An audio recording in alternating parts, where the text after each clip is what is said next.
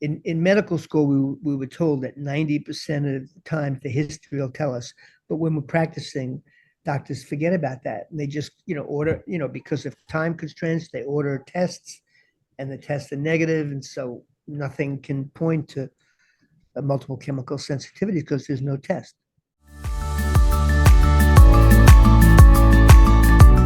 Hello, everyone. My name is Kendra Seymour, and I want to welcome you to another episode of Your Indoor Air podcast brought to you by Change the Air Foundation.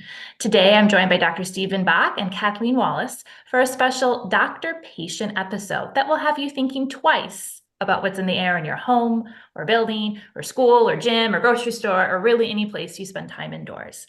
Now, before I introduce my guests, I hope you'll humor me for just a moment. Now, some of you listening or watching, maybe doing this while you're at home, maybe you're at the gym, maybe on your lunch break at work. And I want you to take a second and notice what you smell. Maybe you smell dinner cooking on your gas stove. Maybe it's a plug-in air freshener at the gym. Maybe it's your coworker's perfume or a whiff of their laundry detergent as they walk by. Perhaps you're not smelling anything at all, which doesn't necessarily mean there's nothing in your air either. And I ask you this because today we're going to be talking about a syndrome affecting approximately 12% of the population, possibly more, that drastically impacts how those affected live and interact in their environment because they suffer from a condition known as multiple chemical sensitivities, or MCS for short, which is characterized by having adverse health effects from exposure to common chemicals and pollutants from things like cleaning supplies and perfume and scented laundry detergents, air fresheners, new carpet, paint, building materials, really so many things. My guests today are going to help us understand this diagnosis a little better by bringing both the doctor and patient perspective. And as you will hear, Kathleen Wallace has started reacting to her everyday environment. And after a very long journey, it is Dr. Bock who she really credits with being the first one to diagnose and help her navigate life with multiple chemical sensitivities and Lyme disease. Now, Dr. Bock, Kathleen, thank you both so much for being here. My pleasure. Thank you. Now, a bit about our guests before we jump in. Dr. Bock has been practicing integrative medicine for over 40 years. He attended the New York Medical College and received his MD in 1971. He was board certified in family practice in 1977 and is a certified acupuncturist. Dr. Bock is also the past president of the International Lyme and Associated Disease Society. He is the co-founder and co-director of Rhinebeck Health Center, and his medical practice merges traditional medicine with alternative and complementary medicine, combining the modalities of acupuncture, functional and nutritional medicine, homeopathy, herbal medicine, and environmental medicine into an integrative medical model for optimal wellness. So I'm super excited for an opportunity for this dual perspective. So Kathleen, I want to start with you, and I know this was a very long journey, but can you give us a quick just overview about how your journey started and what symptoms you were experiencing? Absolutely. I will share, though, my symptoms. I have a list of over 50 that I started with. But basically, salon owner. I've been in the beauty industry now for more than 40 years. Wonderful, wonderful industry to be involved with. I helped revolutionize it back in the 80s. So I was a salon owner and a manager for a national company. I lived over my salon and I had so many different symptoms happening. I kept going back to my primary care doctor, who happened to be the head of infectious disease for one of our local hospitals. And it got to the point where I was going back to see him on a weekly basis. And each time I saw him, I was bringing up different symptoms: brain fog, my skin would itch, inflammation, my ears, my sinuses. You could see me shake like there was no tomorrow. I was trembling. I couldn't sleep. So I kept going back to him. And with every symptom that I shared with him, he started just sending me to different specialists. So I spent a couple of years going to all these different specialists. They tested me for everything. And finally, my primary care ultimately said, there's nothing wrong with you. This is all in your head. And he gave me a prescription, and I still have that piece of paper. That's how long ago it was. It was on paper for what I would call happy pills. I never took them. And along my journey of visiting all these specialists, I had one allergist say multiple chemical sensitivity. And I thought nothing of it until the day that I got the prescription from my primary care. I was so aggravated, I came home and I put my computer on and put those 3 words in. And there was only 2 physicians in the whole country that popped up, one on the West Coast and one on the East. And that was Dr. Bock. And I called his office immediately and said, this is my guy. I'm going to this gentleman. And I have to say, he was the very first person that believed me. And this was after a few years of all these different physicians that I went to. I still remember the very first time I met him sitting across from him at his desk. I've never had a doctor spend more than an hour to sit there and listen to me, listen to every single one of my symptoms. You know, I didn't realize at that point what chemical sensitivities even was. I didn't know I was bit by a tick. I didn't have a rash. And he happened to find the Lyme disease on my second visit. And from that, my worst symptom from all of this has been multiple chemical sensitivities from the very beginning. And it's still something that I suffer with today, even though I'm in remission from my tick-borne illness. Wow, that I think a lot of people listening, I know I can personally relate to being told when like traditional testing doesn't come up with the answers, that it's all in your head and in your gut, you knew better. I'm curious, and I know we'll get into a little bit more detail later. When you were going through this before you started to get answers, were you noticing a pattern, like certain things were triggering these symptoms in you? Were you able to like make a connection at all to your environment?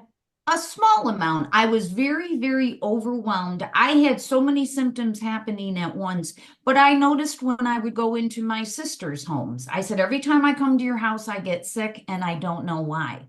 Well, my family likes those fragrant candles. I was noticing in my salon that every time we worked with permanent waves or somebody that came in with fragrance, I would react a little bit more.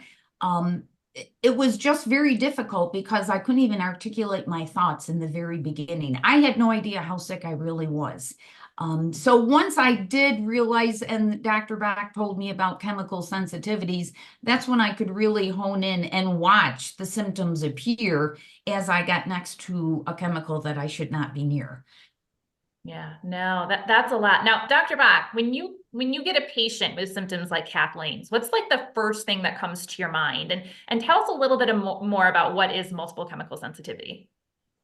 Well, multiple chemical sensitivity is when a person reacts to various things that are affected by their body, chemicals, smells, perfumes.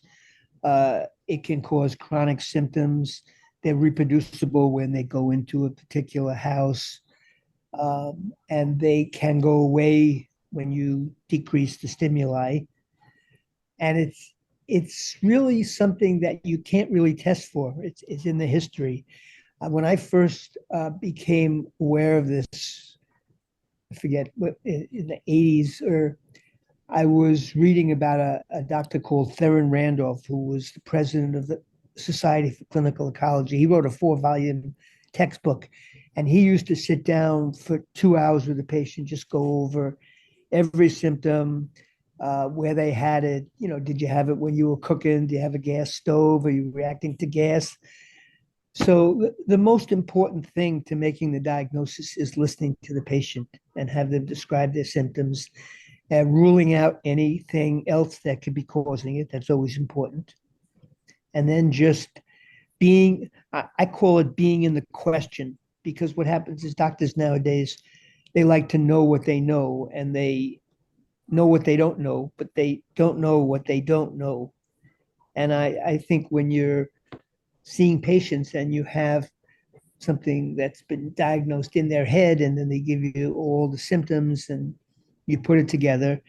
And like you said, 12% of people in the country, you know, can have multiple chemical sensitivities. So it's something that is seen in other syndromes too. You had it after the Gulf War, you had it after 9/11, you had, you know, I see it in toxic building syndrome with mold. So it's mold, but then it also spreads to other chemicals because if your body can't handle it, there's a kind of a spreading phenomenon where your liver doesn't break down things. So you tend to react to more and more things.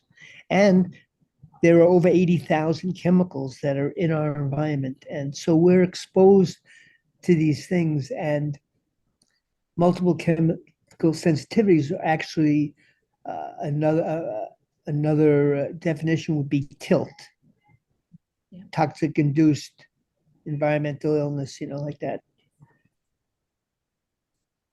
So I'm curious because as someone, myself, while I was never diagnosed with multiple chemical sensitivities, and I don't think it was part of our journey. We had Lyme and mold, which are conditions that it's not like a pregnancy test, right? I think people want like the blood test or the pregnancy test, and it's positive. And you alluded to this, that there isn't a single test, it's in the patient history. But unpack that a little bit more for us. When you're diagnosing someone or screening for it, is there anything else besides like patient history that you're running or looking for? Well, that really tells you history. I look for what exposures they've had, what industries they're in. I look at other things. I look at their gut. I look at their immune system, and try and put it all together. If I'm looking at someone and they're in a moldy house, then it may be that you get rid of the mold and their symptoms are clear. But it may be that they've gone to a point at which they're reacting, and now you've taken care of the Lyme, you've taken care of the mold, but they still have this multiple reactivity. Yeah, no, that makes sense. And we'll get into that in just a little bit, because it really tends to, I think you find this overlapping and coinciding with other conditions. I'm curious, in your opinion, why do you think mainstream medicine, it's still being very overlooked or undiagnosed or missed? Why is this not more widely known and accepted, in your opinion? Well, because medicine is very cookbookish and they like tests. In fact, when I see medical students come through my office, they'll look at the test and they won't even look at the patient. They won't even examine the patient. They'll just look at the test. If the test doesn't show it, they don't believe it. So I think that's really an important point. It's in the history, and in medical school, we were told that 90% of the time the history will tell us. But when we're practicing, doctors forget about that. And they just, order, because of time constraints, they order tests and the tests are negative. And so nothing can point to a multiple chemical sensitivity because there's no test. Yeah, that is really interesting that you said that, because I know my own experience with like allopathic doctors, like they have a lot of patients, I get it, and insurance, and I feel like I see the doctor for 7 minutes total. Like it's not a very long time. And I know success for my family meant finding a practitioner like yourself who took the time to go through patient history, but that comes at a cost, right? And I think that's why sometimes, medicine and through insurance isn't maybe addressing some of that. But no, I appreciate that. So is there a treatment for multiple chemical sensitivities, or is this more of a condition that's managed? Well, both. I mean, you have, based on the history, you can have avoidance, you can have allergy testing, make sure it's not exacerbated by mold or inhalant allergies or food allergies. Way back, I used to give neutralizing doses to foods, sometimes to fuel, and that's what Dr. Randolph had done. But now, with some of the sophistication, we do some testing on the liver and the detox capacity, and looking at the endocrine system, the adrenals. So you support the adrenals, you balance the immune system, and you make sure the person isn't having any GI things, because if someone's like constipated, they're not going to be able to get rid of toxins. So there's all ways of treating the body to facilitate. I also use a lot of homeopathics to clear things. I always give people an analogy. If you're detoxing all of the chemicals and things, and so let's say you give things to detox, but let's say you're a bathtub, and when you've done that, you got dirt in the bathtub. Well, you have to then open the drain. So a lot of times I'll give someone homeopathics that drain the lymph system in the body. So there's ways of getting rid of stuff. How often are you seeing MCS like coexist with other things like Lyme and mold exposure or Epstein-Barr Yeah, virus or well, whatever? you do, because all these things, Lyme causes immune dysregulation. Mold can really both suppress and make the immune system dysregulated. So, yeah, I'll see that. But usually, my initial questionnaire is like 100, is like 35 pages or so, and what it does is it goes over all systems, so I could see whether there's a cluster of symptoms that could be related to chemicals, whether there's a cluster related to neuropsych problems, which, immediately if you see a psychiatrist, you're going to go on medication. But a lot of times you're seeing mold or chemicals affect the nervous system. It affects the cells. Yeah, no, and I think one of the challenges for people is they tend to end up being sent from one specialist for this system, for the anxiety or whatever, and then another specialist for this, and we're not looking at the whole package often enough. So Yeah, I'm often I will see a complex patient, but they've been one of the advantages of our medicine is, and I use my specialist, but I think that if you go with a complex problem to a specialist, he rules out cancer or of his particular systems, and then he says, you don't have anything wrong. So the advantage when I see someone who's seen a couple of specialists is I know some of those things have been ruled out, so I can concentrate on what I feel is happening functionally in the body. So I mean, functionally means what's happening uh, in the working of the body rather than a positive lab test or a disease. A disease is kind of, then you examine someone and they have symptoms of the disease, but when they're chemically reacting, they're functionally impaired. Yeah. Yeah.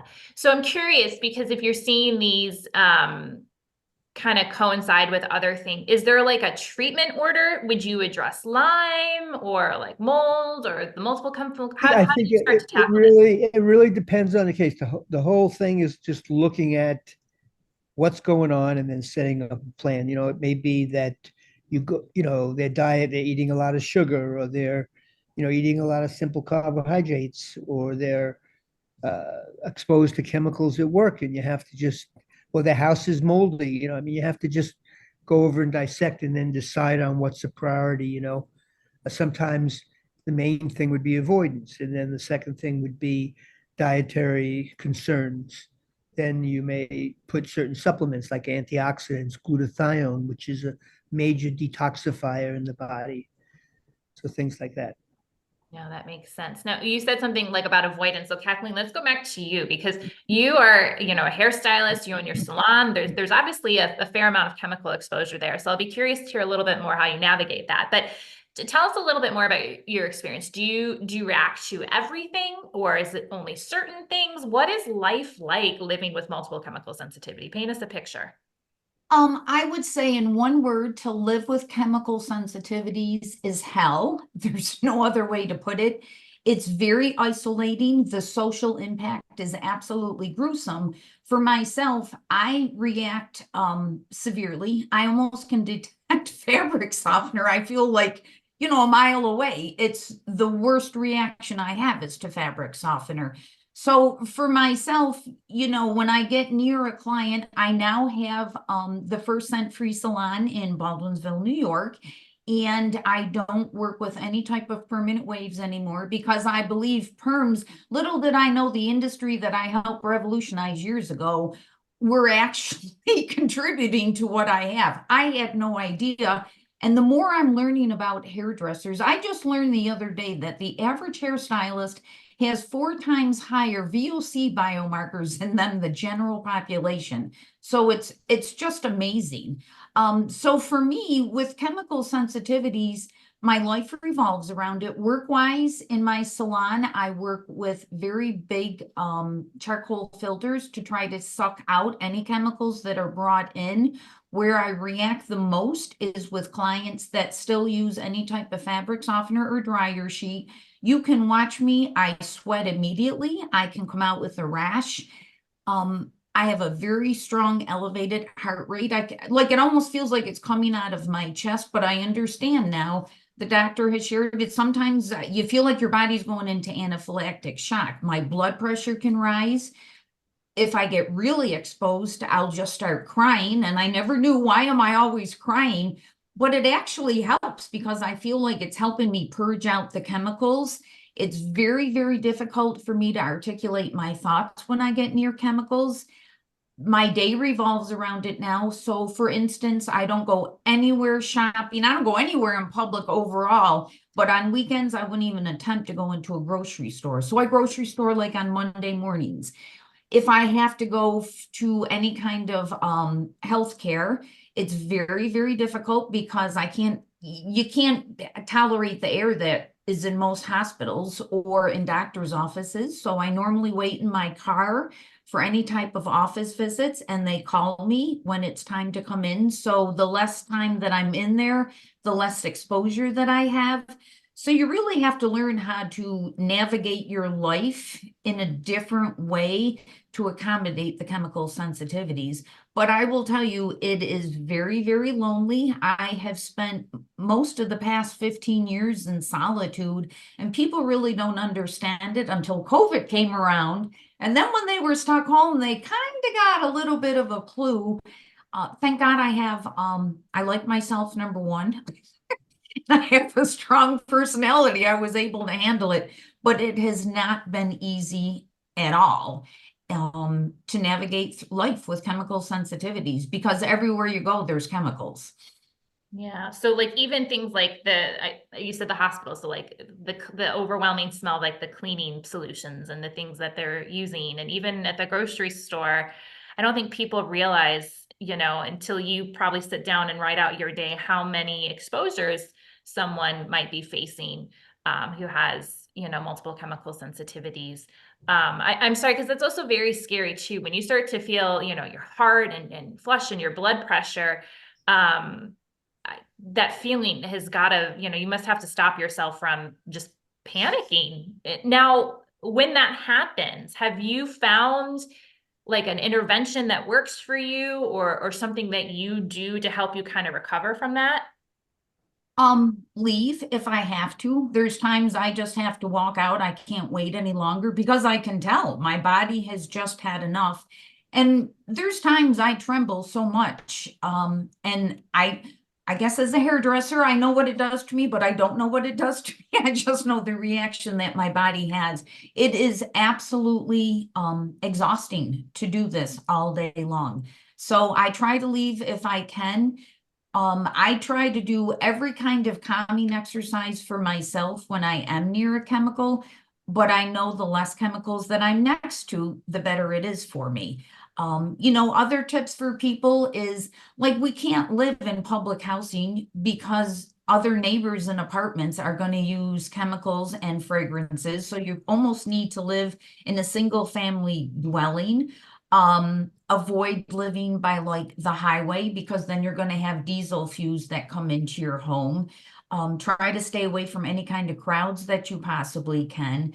So it's difficult because when you really think about it, we can't travel because how would we get on an airplane? Somebody with fabric softener would put me over the edge. You can't stay in hotels.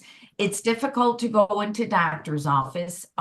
It's almost like employment is difficult because so many people can't get the same job because we have to watch that we're not reacting. So it's, I heard the other day that people with chemical sensitivities, on an average, make 40% less because we're so streamlined on what we can do for employment. So, you have income insecurity, you have it's awful for social. There is no social life. And when you put this all together, it really does work havoc on your mental health as well. So you really have to find your support system. Myself, my support system actually ended up being a handful of clients that hung out with me through this whole journey. So that's very important. Find a support system and work as closely as you can with those individuals. Yeah, I mean, it really, your ability to continue to navigate your industry with this is really inspiring. I know you've even made shifts, like you go hard on just a certain number of days, and then you spend the other days recuperating and giving your body a break. Dr. Bock, I'm curious because you had mentioned 9/11 and Gulf War syndrome and other industries. Can you talk about that? Because I think that is something that is being overlooked. What experiences were people having from, the Gulf War or 9/11 that you were seeing? Well, they were having the multiple symptoms, whereas they had been fine before. And, the worst cases of the ones that went on to cancer and stuff, it was so disruptive to their systems. But we're not really made for that in our medical system. So if someone was around 9/11 and then a year later they're having multiple chemical sensitivity symptoms, they'll just come in with burning of their skin, or neurological symptoms or headache and things like that. And they might go to a specialist who'll say, no, there's nothing wrong with you, like that. I have one patient who has been having a really hard time. She had her house fumigated for fleas or something. And after that, she's developed all these symptoms, and she's really had a hard time because her medical team doesn't recognize it, you know. Yeah, we see that sometimes with people who remediate, and we always try to remind people you don't need harsh chemicals, because all of a sudden they're fogging their whole house with whatever magic potion they're being sold. And then Yeah. they all of a sudden come back and they're reacting to the house. And are they reacting because the remediation wasn't successful? Are they reacting because the chemical exposure? And now you have this chemical in your ductwork and everything. How do you remove it from your environment? And that's a good point, that when you're talking to someone about what they're doing, it's much better to start with staying away from the chemicals than to deal with the problems that maybe the chemicals could then precipitate. And then all of a sudden you're reacting to multiple other things. So it's important, when someone's moving into a new house, like encourage them to not put in carpets and go with hardwood floors, and stay away from glues and stay away from volatile chemicals when they're painting and everything. Get safe paint instead of the ones that outgas. Yeah. These And vet- yeah, absolutely. Those are really good tips because people don't think about that. And we're going to have some more resources on our website at changetheairfoundation.org. I know Kathleen's going to help us, and Andy Pace, one of our board members, is all about building materials and healthier building materials. Because you do spend up to 90% of your time indoors. And Kathleen, you had talked about an interesting point about apartment living or townhouses, because there was a study, and it was, I forget the name of the study, but it was mentioned in Dr. Joseph Allen's latest book. And he talked about that, up to 9% of the air in your apartment actually comes from your neighbors. Now, Dr. Bock, someone's going to be out there listening and wonder, like, is this curable? Can somebody get past this if they have it and then not have to worry about it? Or is this something you're always living with? Well, both. I mean, some people get over it, but if you can, decrease the sensitivities, and over time, like a year and a half, they can get better. Other people who are really severe control it, like Kathleen is talking about, things like that. So it's just a matter of the degree. I used to send, I don't think it's working anymore, but I used to send people to Dallas to the environmental unit. They used to put people in there in a totally clean unit for 3 weeks. But a lot of people can't afford that because that could end up being pretty expensive.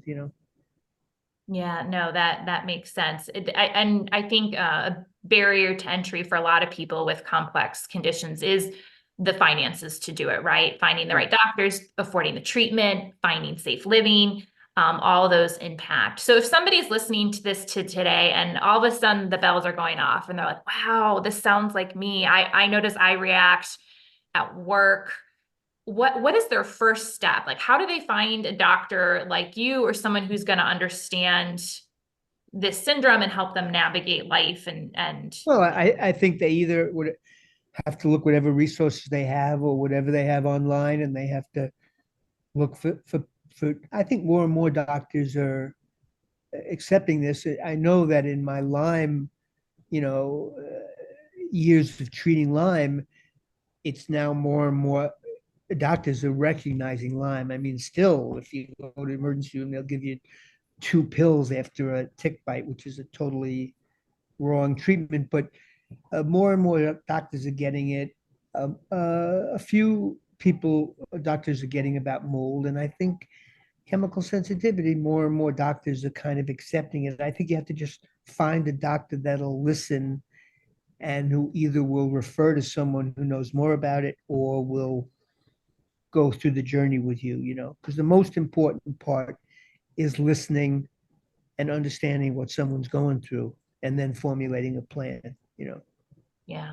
And just know if you're listening and you're out there, you're not alone. There are people out there like Kathleen, like we said, I think it's, 12% of the population, possibly more that are impacted. So I'm wondering, Kathleen, how has life changed for you since you've been diagnosed? Because you've talked to me before about multiple chemical sensitivity as being kind of this invisible disability. Can you kind of talk to us about all of that? Absolutely. It is an invisible disability because people can't see it. My life itself, it's kind of unique. We're doing this right now, this podcast, because it was 8 years ago that I lost everything. My marriage dissolved. I lost my business. I lost my home. I didn't have any money and I had no place safe to live. Like I said, I lived on top of my business and I lost everything. And you're out there by yourself. I hit absolutely pit bottom. There's no other way to put it. So for me, once that happened, I just decided I would advocate for this. I feel like my whole life has prepared me for this. No one should lose every single thing they ever worked for. A bug bit me at the end of the day, and that's what really got the chemical sensitivities raging inside of my body. So now I spend my time advocating for this. Like I said, I have a scent-free salon now, and I'm trying to balance my time. I have to still work to take care of myself, but I'm putting my time into advocacy and into this invisible disability because we should have the same accessibility for healthcare. We should have the same accessibility into public transportation, hotels. And right now, it's almost like we're being discriminated upon. If you go to a doctor's office, there is a wheelchair ramp for someone that's in a wheelchair. However, are there air filters to help someone with my disability? And I think with COVID, it really helped us. And hopefully we're learning about air quality. I don't think we're quite there yet, but I think it's opening the door so that we can get better air quality. So people that suffer with chemical sensitivities can have the same shot at, better jobs for finances. That's going to help their mental and keep them from getting so depressed. It'll help them socially if we had better air quality, I guess, out there in public. So for me, my life has totally changed, but as funny as it is, I'm probably the happiest I've ever been. I believe in a purpose-driven life, and I have absolutely found my purpose. And I will continue to advocate for better air quality for people that have this invisible disability. Yeah, you're absolutely right. Everyone can benefit from improved, ventilation in our buildings, improved filtration, whether it's viral exposure, chemical exposure, other biotoxins. I think the EPA estimates that our indoor air is 2 to 5 times more polluted than our outdoor air, and in some cases up to 100 times higher. So we need to be asking these questions: what's in our air? How is it impacting our health? How is it impacting, our job security and our overall, ability to live happy, healthy lives? Is there anything else you want to say, Kathleen, that, to either somebody who's going through this or just in general before I hit it back to Dr. Bock for one last question? I would tell them that it's not in your head. So many people told me it was in my head. There's nothing wrong with you. You look great. And part of that's probably my fault because, pile on that makeup. I'm one of those, just dress up and show up, that I tried never to let people know how ill I really felt. But it's okay. You're not alone out there with this. There's so many of us. They say that 25% of the population is self-diagnosed, that they react somehow to chemicals. I know that we are a gap in the medical community. As both of you talked about the Gulf War veterans and 9/11 survivors as well, there are millions of us out there. So know that you're not alone. And the best thing that you can do is try to stay away from as many chemicals as possible. You also have to remember you got to remove any negativity in your life, and that may include people as well. You want to live a clean lifestyle, and I know exercise has helped me, supplements has helped me, my diet has helped me. I sit in an infrared sauna 3 times a week. So you have to find what really helps you feel better and know that it's not all in your head. If you feel it, it's actually happening. Yeah. Dr. Bock, do you have anything to add to that, like a takeaway for anyone listening who might be No, struggling? I think everything was pretty much covered. I think you And did a if good job. And if you're still practicing, correct? So if somebody had more questions or wanted to get into contact with you, how could they find you?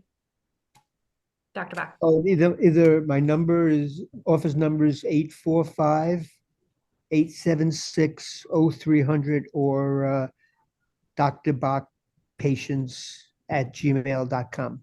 Okay. And we can link to your website as well. And we'll Yeah. make that available in our show notes and on the website and everything for people listening. Well, thank you both so much for being here. Kathleen, thank you for your honesty and your bravery, for sharing your story, and for your advocacy work. I know that there are many who benefit from the work that you're doing at the federal level, and the committee work and giving a voice to those who are so overlooked and often dismissed in our society. So thank you so much for being here. My pleasure. Thank you for having us. And, Dr. Bock, you need to know that you did save me. And I know that if I didn't meet you, I don't feel like I would still be here. So, if you're out there and you don't feel well, seek help, because there is help out there for you. Thank you so much, Kendra. And thank you, Dr. Bock. Thanks, both of you. What a compliment, Dr. Bock. It made me a little teary-eyed hearing her say that, because I know how much of a gift that is that you've given her. For those listening, if you found this helpful, do us a favor. Head on over to changetheairfoundation.org and sign up for our newsletter, because it really is the best way to get great information like this directly to your inbox. We'll see you next time. Thanks so much.